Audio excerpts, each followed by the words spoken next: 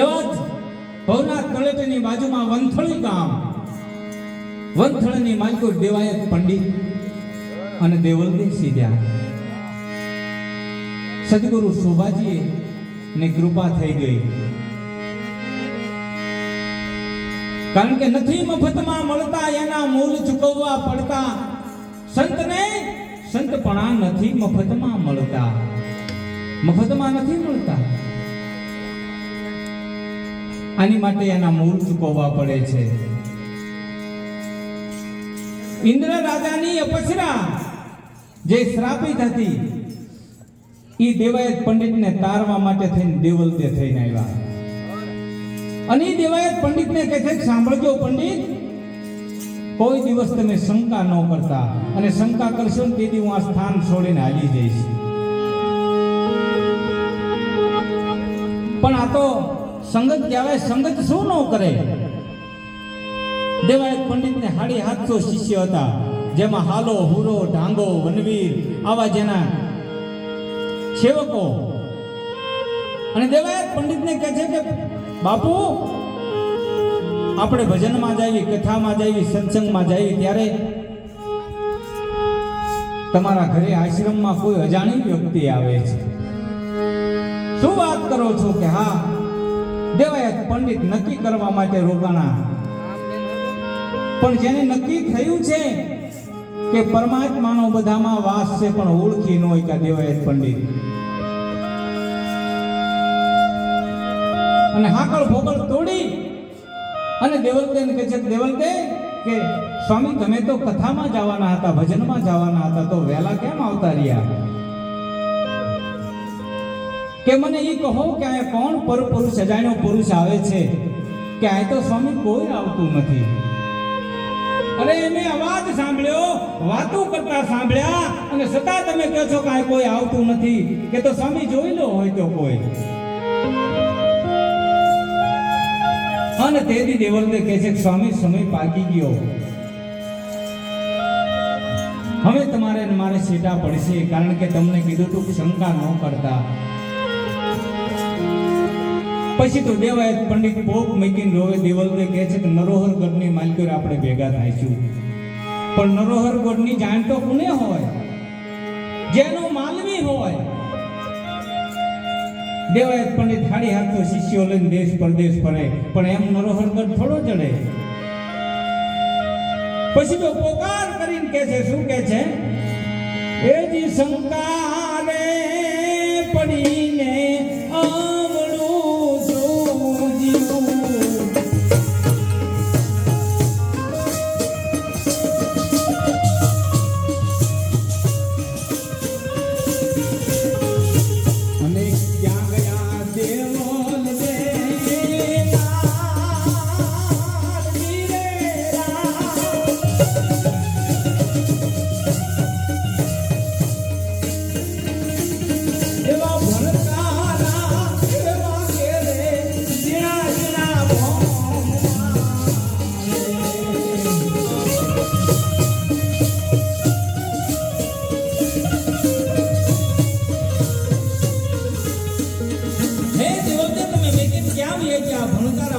પણ તમે દેખાવ કા નહીં.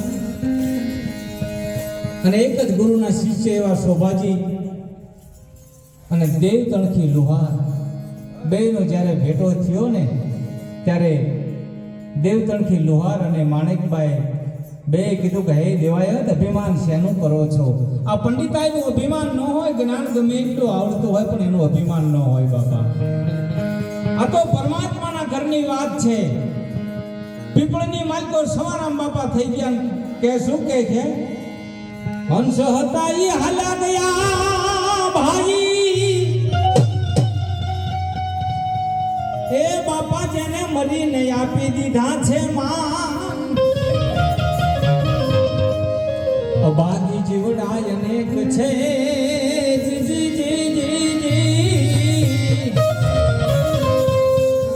આ તો કુટિલ હરદાના કુટિલ હરદાના કાગ સંગત કહો ક્યાં જઈ કરીએ.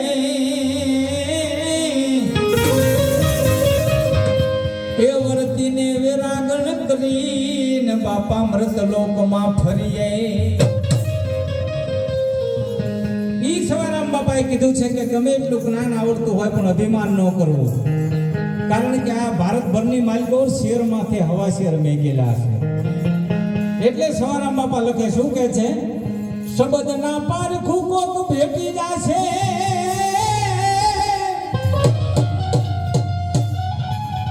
અને તેથી લેશે આ ભક્તિમાં ભાગ. સવારામ બાપા કહે હંસલા હતા એ હાલ્યા જીયા જી જી જી જી જી.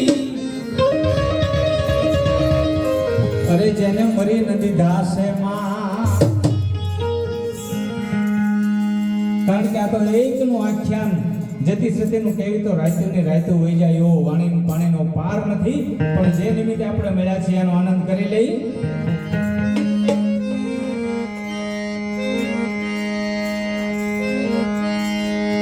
અરે દેવ તણથી પંથમાં ને દેવાયત પંથમાં,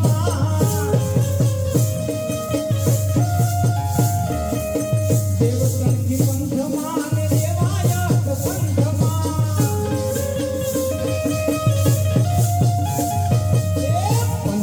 દેવ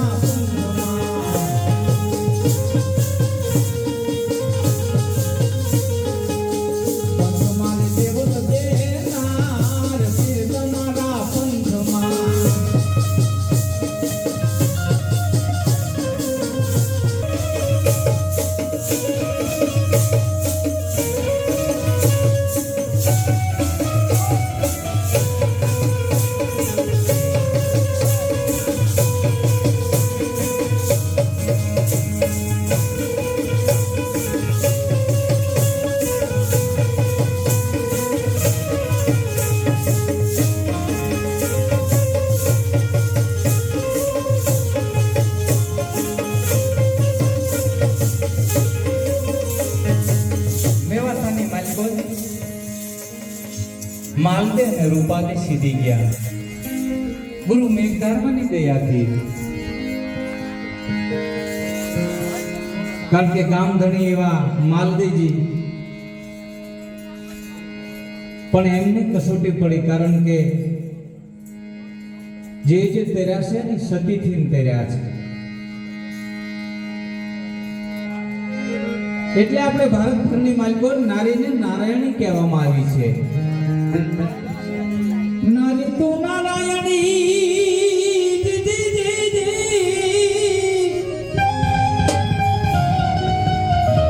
એ નારી રતનની ખાન,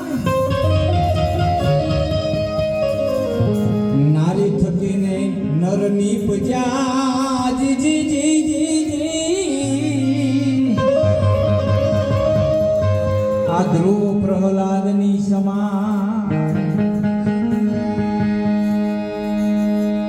એના પુરાવા છે કે રામચંદ્રજી ભગવાન પિતા દશરથના વચન પાળવા માટે 14 વર્ષ માટે વનવાસમાં જાય.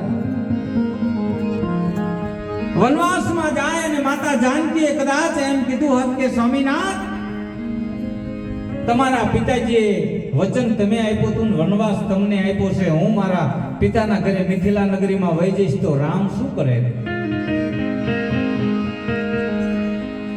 હરિશ્ચંદ્ર રાજાને કદાચ તારામતીએ એમ કીધું હોત કે સ્વામીનાથ, તમારા ગુરુને વચન તમે આપ્યું છે ને તમે ભોગવો, કાશીની બજારમાં હું મારો રોહિત નહીં વેચાવી, તો હરિશ્ચંદ્ર રાજા શું કરે? એટલે નારીને આપણે ઉપમા આપવામાં આવે છે.